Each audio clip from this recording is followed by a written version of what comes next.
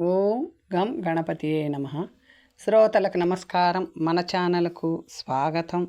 శ్రీ పద్మ మహాపురాణం 25వ భాగం నరకపీడ వర్ణన తెలుసుకుందాం. మాతలి ఇలా పలికెను. ఇప్పుడు మహాదారుణము మహాతీవ్రము అయిన యముని పీడలను చెప్పెదను వినుడు అనెను. అప్పుడు క్రూరులు బ్రహ్మఘాతకులు అయిన పాపులు అనుభవించు ఫలములను చెప్పెదను. ఒకచోట పాపులను బాగా ఎండిన పిడకల తీవ్రమైన అగ్నిలో కాల్చబడుదురు. మరికొన్ని చోట్ల ఘోరమైన సింహములను చేతను, తోడళ్ళ చేతను, పులుల చేతను, పాముల చేతను, భయంకరమైన కీటకముల చేతను తినబడును. కొన్ని చోట్ల పెద్ద జలగల చేతను, మరొక చోట కొండ చిలువల చేత, భయంకరమైన ఈగల చేతను, మరొకసారి విషము గ్రక్కు సర్పముల చేతను కరవబడును. ఒకసారి మత్తెక్కిన మదగజముల గుంపుల చేత హింసించబడును. పెద్ద పెద్ద కొమ్ములున్న మహిషములచే అంటే గేదెలచే పొడవబడుచు వాడి అయిన కొమ్ములు గల వృషభములు రంకెలి వేస్తూ మీదికి వచ్చి పాపులను బాధించును. వికారము గొలిపే రాక్షసుల చేతన, రౌద్ర రూపులైన ఢాకినీల చేతను, మహాఘోరమైన వ్యాధుల చేతను పీడింపబడుచు దూది కొండపైకి ఎక్కించి దావానలముచే కాల్చబడుచు పాపి నరకమునకు వెళ్ళును. మహావేగముగా వీచే ప్రచండ వాయువులచే విసరబడుచు రాళ్ల వర్షము కురియుచుండగా, దారుణమైన ఉల్కాపాతములు పడుచుండగా, భయంకరమైన ఉరుముచుండగా, కుండపోతగా వర్షం కురియుచుండగా, చండ్ర నిప్పుల వాన కురియుచుండగా పాపి నరకమునకు వెళ్ళును. ధూళి మీద పడుచుండును. ఈ విధముగా భయంకరమైన క్లేశములను అనుభవిస్తూ పాపులు యముని వద్దకు వెళ్ళును. ఈ విధముగా వెళ్ళిన పిదప వారు ఆచరించిన పాపములకు అనుగుణముగా వివిధ రకరకములుగా పీడింపబడుచు యాతనను అనుభవిస్తూ నరకములో వారి పాపఫలములను అనుభవింతురు. మహారాజా, పుణ్యపాప వివేచనము గురించి చెప్పి తిని ఉత్తమమైన ఏ ధర్మశాస్త్రమును వినగోరుచున్నావో చెప్పుము అనెను. అప్పుడు ధర్మాధర్మముల వలన పొందు లాభ నష్టములు యయాతిలా పలికెను. నీవు చెప్పిన ఉత్తమమైన ధర్మాధర్మములను విన్న పిదప వాటిని ఇంకా వినవలయనను శ్రద్ధ నాలో పెరుగుచున్నది. ఓ మాతలి, వివిధ లోకాలలోనున్న దేవతల సంఖ్య నాకు చెప్పుము. ఏ పుణ్యము వలన ఎవరెవరు దేనిని పొందిరో చెప్పుము. తపస్సు వలన ఆర్జించినది, యోగయుక్తమైనది, సుఖభోగములతో నిండినది అయిన దేవలోక సంస్థానముల గురించి చెప్పెదను. మొదట అతి ప్రయాసతో ఆర్జించిన ధర్మభావమును గురించి చెప్పెదను. తరువాత పై లోకముల స్వరూపమును వేరుగా క్రమముగా చెప్పెదను. ఈ భూలోకంలో మాంసాహారం తినే రాక్షసులకు లభించు సుఖమునకు 8 ఐశ్వర్యము సుఖము ఆ లోకములో లభించును. అక్కడికి వెళ్ళిన నరులకు లభించు సుఖము కూడా దానితో సమానమే. అందువలన ఆ లోకములకు కొత్తగా వెళ్ళిన మానవులకు అది గొప్పగా కనిపిస్తుంది. రాక్షసులకు 16 గుణములు అధిక ఫలమును పొందుదురు. రాజులకు లభించున్నది కూడా అలాగే ఉండును. ఇట్లు కుల తేజస్సులకు మిగిలినదంతయు ఉండును.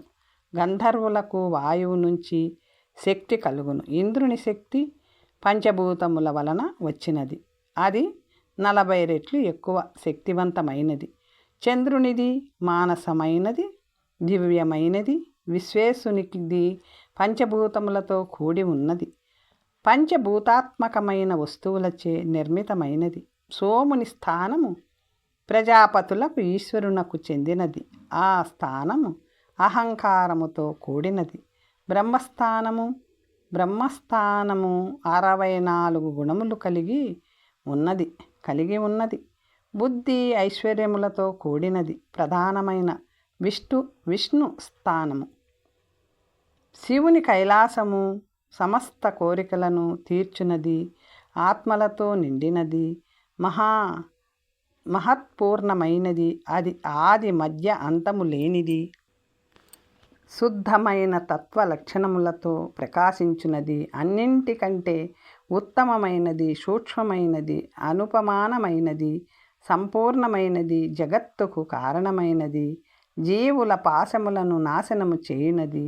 ఏ జీవుడు ఏ ఏ లోకములకు వెళ్ళినా ఆయా లోకముల భోగములను అతడు అనుభవించును. ఆయా లోకముల దేవతల వలన విమానము కూడా ఆ లోకమునకు సంబంధించినదై ఉండును.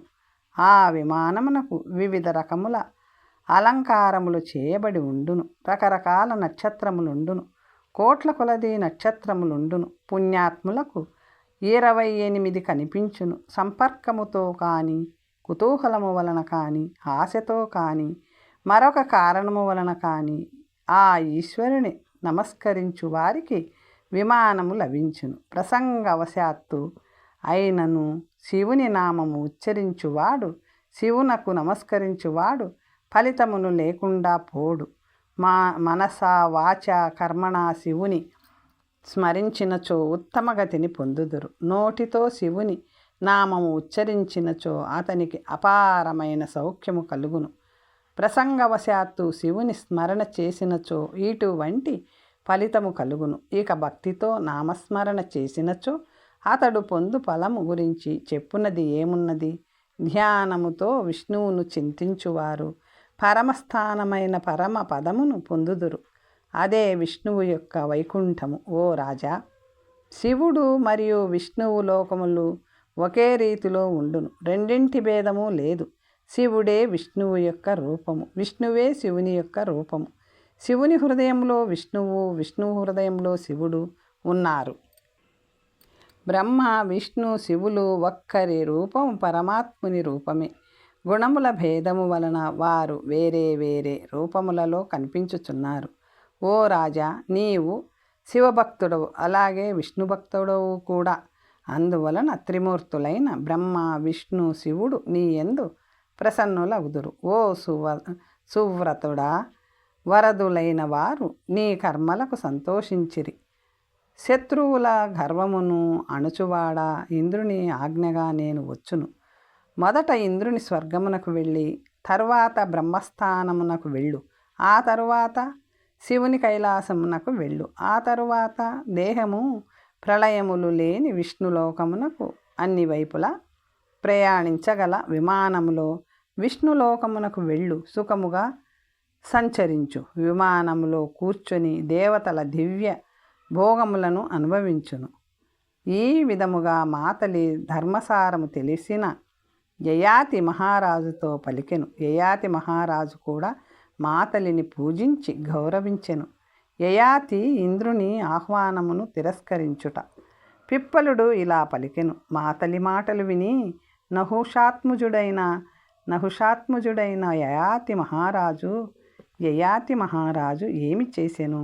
నాకు వివరముగా చెప్పవలేను. పాపములను నశింపచేయు సర్వపుణ్యమయమైన ఆ కథను వినవలేనని అపేక్షించుచున్నాను. నాకు తృప్తి కలుగుట లేదు, అనగా ఇంకా వినవలెనని ఉన్నది. స్వధర్మములను ఆచరించు వారిలో శ్రేష్ఠుడైన యయాతి మహారాజు ఇంద్రుని సారథి దూత అయిన మాతలితో ఇలా పలికెను. ఓ దూత, నేను ఈ శరీరమును త్యాజించను. ఈ భౌతిక శరీరము లేకుండా నేను స్వర్గమునకు వెళ్ళను. సందేహము లేదు. ఇంతకుముందు ఈ శరీరము యొక్క మహాదోషములను గుణగణాలను నీవు చెప్పావు. అయినను ఈ దేహమును నేను విడువజాలను. నేను స్వర్గమునకు రాను. దేవతలకు రాజైన ఇంద్రుని వద్దకు వెళ్ళి అతనితో ఇలా చెప్పుము. ఓ మహామతి, ఒంటరిగా జీవి కానీ శరీరము కానీ సంసారంలో సిద్ధిని పొందజాలరు. ప్రాణములు లేకుండా దేహము లేదు, దేహము లేకుండా ప్రాణము లేదు. వారికి ఇరువురికి ఉన్న మిత్రత్వము అటువంటిది. ఈ శరీరమును నశింపచేయజాలను. ఈ శరీరము యొక్క అనుగ్రహము వలననే ఆత్మ సుఖమును అనుభవించును. ఈ ఆత్మకు కోరుకున్నట్లు సుఖభోగములను అనుభవించున్నది ఈ శరీరము వలననే. ఓ దేవదూత, ఈ దేహమును వదిలి స్వర్గభోగములను నేను అనుభవించను. అలా చేసినచో దుఃఖము కలిగించే మహాదుష్టవ్యాధులు కలుగును. ఓ మాతలి, పాపము వలననే ముసలితనము మరియు ఇతర దోషములు కలుగును. పుణ్య సంయుక్తమైన నా దేహమును చూడు. 16 సంవత్సరముల ప్రాయము కలిగినట్లు ఉంది. నేను పుట్టినది మొదలు ఇప్పటికి 50 సంవత్సరములు గడిచినవి. అయినను నా ఈ దేహము నూతనముగానే ఉన్నది. ఈ కాలము ఎంతో బాగా గడిచినది. 16 సంవత్సరముల వయస్సు ఉన్నవాని శరీరము శోభించున్నట్లు నా శరీరము కూడా బల వీర్య సమన్వితమై శోభించుచున్నది. నాకు అలసట లేదు, మోహము లేదు, శ్రమ లేదు, ముసలితనము లేదు, వ్యాధి కూడా లేదు. ఓ మాతలి, నా దేహము ధర్మమును ఆచరించుట వలన లభించిన ఉత్సాహము వలన వృద్ధి పొందుతుంది. ఈ దేహముతో ధర్మమును సాధించవలెనను అమృత రూపమైన ఔషధ సేవనము వలన పాపములను వ్యాధులను నాశనము చేసుకొని ధర్మము కోసం శరీరమును సంరక్షించుకొనుచున్నాను. ఆ ధర్మముచే శుద్ధి పొందిన నా దేహము సకల దోషములు తొలగిపోయినదిగా ఉంది. ఓ దూత, ఋషికేశుని ధ్యానము, నామోచ్చరణము, జపము ఉత్తమమైనవి. ఈ ధ్యాన జపరూపమైన రసాయనమును నేను నిత్యము సేవింతును. అందువలన నా వ్యాధులు, పాపము మొదలైన దోషములన్నీ తొలగిపోవును. ఈ సంసారంలో కృష్ణనామస్మరణం యను మహా ఔషధము ఉండగా మానవులు పాపముల చేతను వ్యాధుల చేతను పీడింపబడుచు మరణించుచున్నారు. ఎందుకంటే ఆ మహామూర్ఖులు కృష్ణనామమును రసాయనమును త్రాగుటలేదు. ఓ మాతలి, ఆ కృష్ణుని ధ్యానము, జ్ఞానము, పూజాభావము వలన సత్యము, దానము, పుణ్యముల వలన నా దేహము నిరామయముగా వ్యాధి లేకుండా ఉంది. జీవులు చేసిన పాపముల వలన వ్యాధులను, పీడలను పొందుదురు. వాటి వలననే వారికి మృత్యువు సంభవించును, సందేహము లేదు. కావున పుణ్యమును, సత్యమును ఆశ్రయించిన మానవులు ధర్మమును ఆశ్రయించవలయును. పంచభూతాత్మకమైన ఈ శరీరము నాడులు కీళ్లతో క్రమక్రమముగా శిథిలమై శక్తిహీనమగును. స్వర్ణకారుడు టంకముతో బంగారు ఆభరణములను చేయునట్లు ఈ శరీరములో భాగములన్నీ అతికించబడినవి. ఈ శరీరములో ధాతువులు సంచరించుచుండగా అగ్ని ప్రజ్వరిల్లును. అందువలన శతఖండమయమైన ఈ దేహమును మానవుడు దివ్యమైన సౌభాగ్యప్రదమైన హరినామముతో అనుసంధానము చేయవలెను. అటువంటి వాడు బుద్ధిమంతుడు. పంచభూతాత్మకమైన ఈ ఖండములు 100 సందులతో వేరువేరుగా ఉండి వాటినన్నింటినీ అనుసంధానము చేసినచో అదే దేహమగును.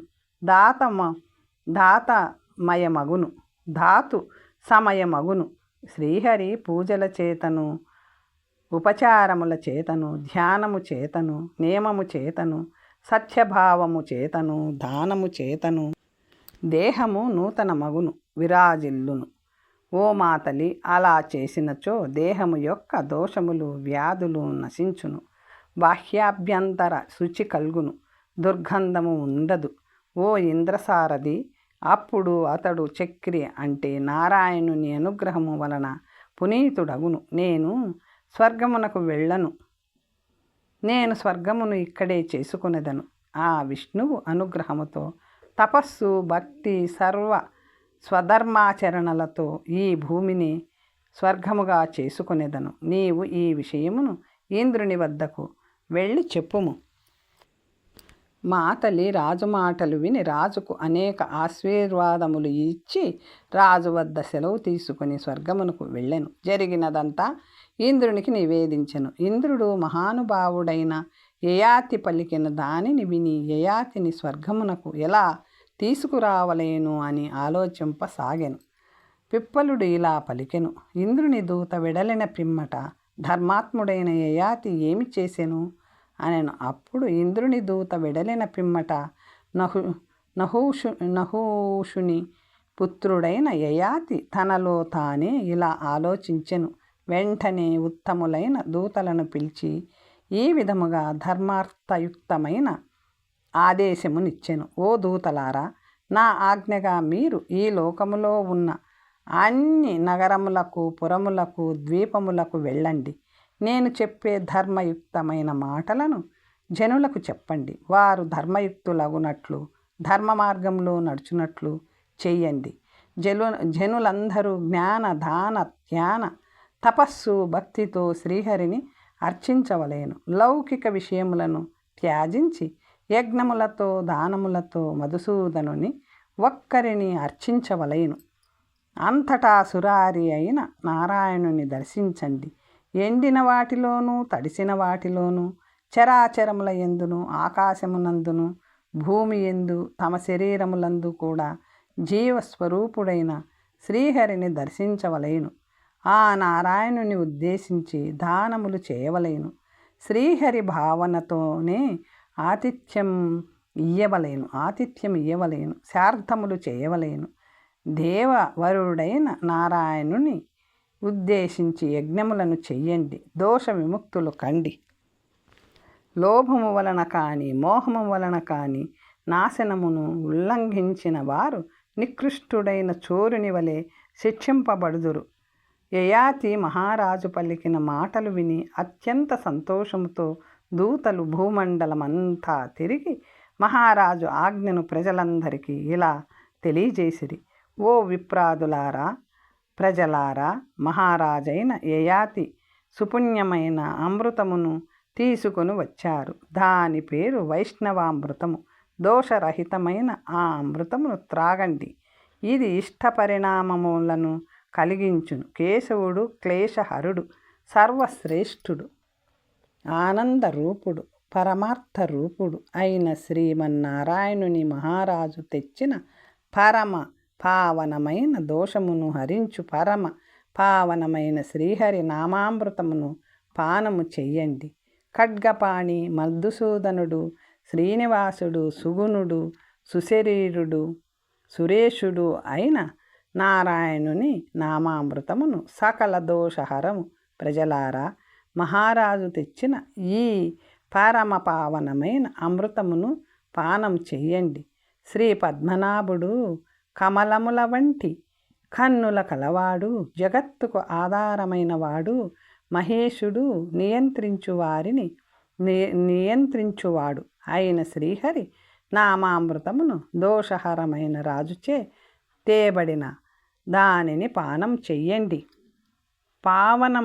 పాపములను నశింపచేయునది, వ్యాధులను నాశనము చేయునది, ఆనందమును కలిగించునది, దైత్యదానవులను నాశనము చేయునది దోషహరమైన శ్రీహరి నామామృతమును రాజుచే తేబడిన దానిని పానము చెయ్యండి. యజ్ఞాంగరూపుడు, పుణ్యములకు ఆశ్రయుడు, సౌఖ్యము ప్రసాదించువాడు, అనంతరూపుడు అయిన నారాయణుని నామామృతమును మహారాజు తీసుకువచ్చాడు. దోషహరమైన దానిని పావనము చెయ్యండి. ఈ నామామృతము విశ్వమునకు సాధనము, విమలము, విరామము. రాముడని పేరున్న రమణుడు, మురారి అయిన శ్రీమన్నారాయణుని నామామృతమును మహారాజు తీసుకువచ్చాడు. దోషహరమైన దానిని పానము చెయ్యండి. ఆదిత్య రూపము కలిగిన తామసమును, అజ్ఞానమును నశింపచేయునది, బంధనములను నశింపచేయునది, పద్మ మనోబంధములను నాశనము చేయునది అయిన శ్రీహరి నామామృతమును మహారాజు తీసుకువచ్చాడు. దోషహరమైన దానిని పానం చెయ్యండి. ఏ మానవుడు విష్ణుభక్తుడు, సుపుణ్యము, సత్యము అయిన శ్రీహరి నామామృతమును ప్రభాత కాలంలో నియతుడై స్వీకరించును, నామమును జపించును, అతడు ముక్తిని పొందును. దీనిని మించిన మార్గము లేదు. ఈ విధముగా యయాతి దూతలు అన్ని ద్వీపములలోనూ, పట్టణములలోనూ, దేశములలోనూ సంచరిస్తూ, ప్రజలారా, మహారాజు ఆజ్ఞ వినండి, అన్ని విధములుగా శ్రీహరిని పూజించండి. ధర్మాభిలాషులై భక్తితో యజ్ఞములను, తపస్సును, దానమును చెయ్యండి. మధుసూదనుని ధ్యానించండి. ఇది మహారాజు ఆజ్ఞ అని పలికిరి. మహారాజు దూతలు పలికిన పుణ్యకరమైన ఈ మాటలు వినిన ఈ భూమండలములో ప్రజలందరూ విష్ణువును ఆరాధించిరి, ధ్యానించిరి, గానము చేసిరి, విష్ణునామమును జపము చేసిరి. కేశవుని యందు మనస్సు లగ్నము చేసి వేద ప్రణీతములైన సూక్తములతో, మంత్రములతో, పరమ పావనమైన స్తోత్రములతో, వ్రతములతో, ఉపవాసములతో, నియమములతో, దానములతో శ్రీహరిని సేవించిరి. విషయ సుఖములను వదిలి ప్రేమరతులై భగవంతుని యందు మనస్సు లగ్నము చేసి లక్ష్మీ నివాసుడు, జగన్నివాసుడు అయిన వాసుదేవుని పూజించిది. ఈ విధముగా రాజాజ్ఞ భూమండలమంతా వ్యాపించినది. విష్ణు భక్తితో ప్రజలందరూ జయమును పొందిరి. జ్ఞాన కోవిదులు ధ్యానములోనున్నవారు శ్రీహరి నామములను జపించి కర్మలను ధ్యానించి విష్ణు పూజా పరాయణులయ్యిరి. ఈ భూమండలములో సూర్యుడు వ్యాపించునంత వరకు ఉన్న మానవులందరూ విష్ణు భక్తులయ్యిరి. విష్ణు ధ్యాన ప్రభావము వలన, పూజల వలన, స్తోత్రముల వలన, నామజపము వలన మానవులందరూ ఆది వ్యాధి దేహములో కలిగిన మానసిక శారీరక దుఃఖములు రహితులైరి. ఓ బ్రాహ్మణ, చక్రి అనుగ్రహము వలన శోక విహీనులైరి. అందరూ పుణ్యవంతులై తపోధనులైరి. వ్యాధి విహీనులై దోష రోష వివర్జులై సర్వేశ్వర్య సంపన్నులై సర్వరోగ వివర్జితులైరి. దేవదేవుడైన నారాయణుని అనుగ్రహము వలన మానవులందరూ అమరులు, నిర్జరులు, ముసలితనము లేనివారు, ధన ధాన్య సమృద్ధి కలవారు ఐరి. విష్ణువు అనుగ్రహం వలన ప్రజలందరూ పుత్ర పౌత్రవంతులైరి. వారి గృహద్వారముల వద్ద నిత్యము కల్పవృక్షముల కోరిన ఫలములన్నింటినీ ఇచ్చుచుండెడివి. సర్వకామములను ప్రసాదించే దేనువులు అంటే ఆవులు సమస్త కోరికలను ప్రసాదించుచుండెడివి. కేవలం విష్ణువు అనుగ్రహము వలననే మానవులందరూ అమరులై పుత్ర పౌత్రులచే అలంకరింపబడి సర్వదోష విహీనులైరి. సర్వ సౌభాగ్య సంపన్నులైరి. పుణ్యమంగళములు కలవారైరి. సుపుణ్యులు, దాన సంపన్నులు, జ్ఞాన ధ్యాన పరాయణులైరి. వ్యాధులు లేవు, దుర్భిక్షము లేదు, కరువు కాటకములు లేవు, అకాల మరణము లేదు. ధర్మజ్ఞుడైన యయాతి పరిపాలనలో మానవులందరూ విష్ణు భక్తులు, విష్ణు వ్రత పరాయణులు, విష్ణు ధ్యాన పరాయణులు, విష్ణువునే ధ్యానించువారు, విష్ణు భక్తి తత్పరులు ఐరి. వారి గృహములు దివ్యములైనవి, తెల్లని పతాకములు శంఖములతో కూడుకున్నవి, చిత్రించబడినవి. గదలు చిత్రించబడినవి, చక్రములు చిత్రించబడినవి, మరికొన్ని పద్మములు చిత్రించబడినవి. ప్రతి ఇంటిని అలంకరించెను. గోడలపై దివ్య విమానములు చిత్రించబడినవి. ప్రతి ఇంటి ద్వారము వద్ద పుణ్యస్థానములలోనూ పావన వృక్షములున్నవి. తులసి మొక్కలలోనూ కేశవుని పూజామందిరములతోనూ గృహములన్నీ పావనముగా దివ్యముగా భాషించినవి. అంతటా పరమ కళ్యాణమైన వైష్ణవ భావము కనిపించినది. మిత్రమా, భూలోకంలో ఏటు చూసిన పాపములను నాశనము చేసే పావనమైన శంఖానాదములే విష్ణుభక్తితో స్త్రీలు శంఖ పద్మములను, స్వస్తికములను ద్వారములపై చిత్రించిరి. ప్రజలు సుస్వరముగా విష్ణు ధ్యాన పరాయణులై కేశవునిపై పాటలు గానము చేసిరి. హరి గురించి, మురారి గురించి మాట్లాడుకొనిరి. మరికొందరు కేశవుని గురించి, అజితుని గురించి, మాధవుని గురించి మాట్లాడిరి. విష్ణునామమును జపించిరి. మరికొందరు నరసింహుని కమలముల వంటి కన్నులు గల గోవిందుని కమలాపతిని కీర్తించిరి. కొందరు శరణ్యుడైన శ్రీకృష్ణుని శరణు పొందుచుండిరి. కొందరు రాముని జపించుచుండిరి, పూజించుచుండిరి, దండ ప్రణామములు అర్పించుచుండిరి. ఈ విధముగా ప్రజలందరూ విష్ణు ధ్యాన పరాయణులైరి. శ్రీ మహావిష్ణు కృష్ణ, హరినామ, ముకుంద, మధుసూదన, నారాయణ, విష్ణురూప, నారసింహ, అచ్యుత, కేశవ, పద్మనాభ, వాసుదేవ, వామన, కూర్మ, మత్స్య, ఋషికేశ, సురాధిప, విశ్వేశ, విశ్వరూప, అనంత, అనఘ, శుచి, పురుష, పుష్కరాక్ష, శ్రీధర, శ్రీపతి, శ్రీహరి,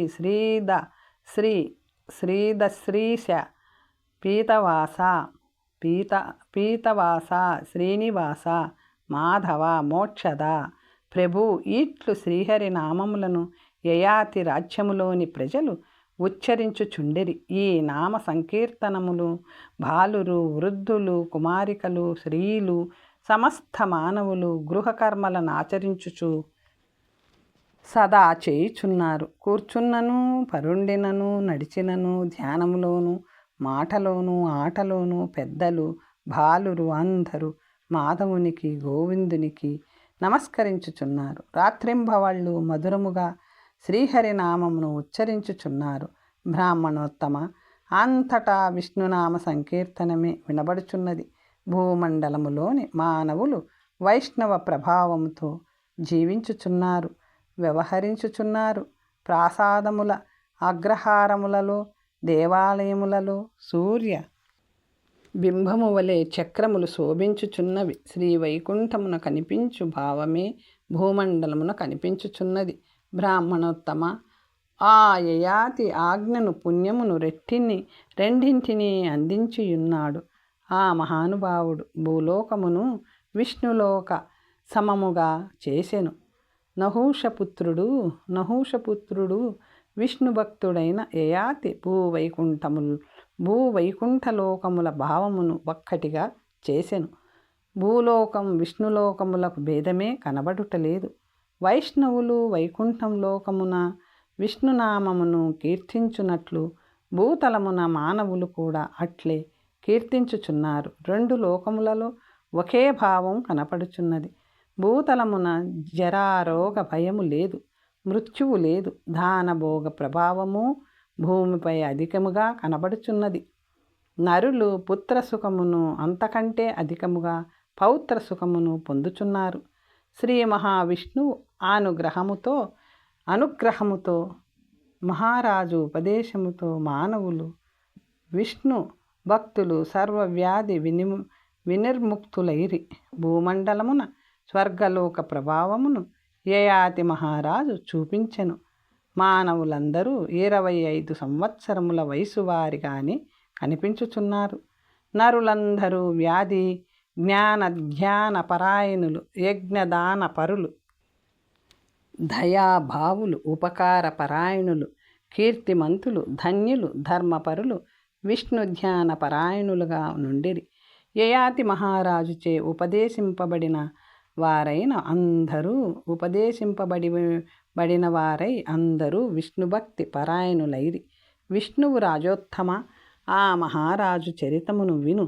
నహూషపుత్రుడైన యయాతి సర్వధర్మపరుడు, విష్ణుభక్తుడు. అతనికి 1,00,000 సంవత్సరములు గడిచినవి. అయినను అతని శరీరము 25 సంవత్సరముల వాని వలె నూతనముగా కనబడుచున్నది. రూపము వయస్సు కూడా 25 సంవత్సరముల వలె భాషించుచున్నది. బలముతో కూడియున్నది, ప్రౌఢత్వము కలిగియున్నది. ఇది అంతయు ఆ శ్రీ మహావిష్ణువు యొక్క అనుగ్రహము వలన జరుగుచున్నది. భూలోకమును చేరిన మానవులు యముని చూచుట లేదు. రాగద్వేష విముక్తులై క్లేశ పాశములు విముక్త దానము వలన, పుణ్యము వలన సుఖించిరి. సర్వధర్మ పరాయణులు అయిరి. గరిక మర్రి వృక్షములు విస్తరించున్నట్లు రాజ్యములోని జనులు సంతతితో విస్తృతిని పొందుచుండిరి. పుత్రులతో పౌత్రులతో ఆ జనులందరూ విస్తృతిని పొందిరి. ఆ జనులు మృత్యుదోషములు లేనివారై చిరంజీవులై జీవించుచుండిరి. స్థిరమైన శరీరము కలవారు, సుఖము కలవారు, జరారోగ వర్జితులు అందరూ 25 సంవత్సరముల వయస్సు కలవారి వలె భూమండలమున కనబడుచుండిరి. అందరూ సత్యాచార పరాయణులు, విష్ణు ధ్యాన పరులుగా ఉండిరి. ఇట్లు శ్రీహరి అనుగ్రహము వలన మానవులందరూ దాన భోగ పరాయణులైరి. నరోత్తమ, ఏ ఒక్క మానవుడు మరణించినట్లు వినలేదు. ప్రజలు శోకమును చూసినదే లేదు, దోషమును పొందుట లేదు. స్వర్గలోకము ఎట్లుండునో భూలోకము అదే రూపము పొందెను. ఇదంతయు శ్రీహరి ప్రసాదము వలన జరిగినది. శ్రీ మహావిష్ణువు దూతలచే కొట్టబడి యమదూతలు మాయమైరి. రోధించుచు అందరూ కలిసి యమధర్మరాజుకు వద్దకు వెళ్ళి యయాతి మహారాజు చేసిన దానిని అంతయు చెప్పిరి. సూర్యపుత్ర, దానభోగములచే భూలోకము మృత్యువు లేని లోకమైనది. ఇట్లు నహూషుని పుత్రుడైన యయాతి చేసియున్నాడు. విష్ణుభక్తుడు పరమపావనుడైన యయాతి భూలోకములో స్వర్గరూపమును చూపియున్నాడు అనరి. అప్పుడు యమధర్మరాజు ఇదంతయు శ్రద్ధగా వినెను. దూతలు చెప్పిన దానిని అంతా విని యమధర్మరాజు ఆలోచించెను. తర్వాత కథ వచ్చే భాగంలో తెలుసుకుందాం. నమస్తే.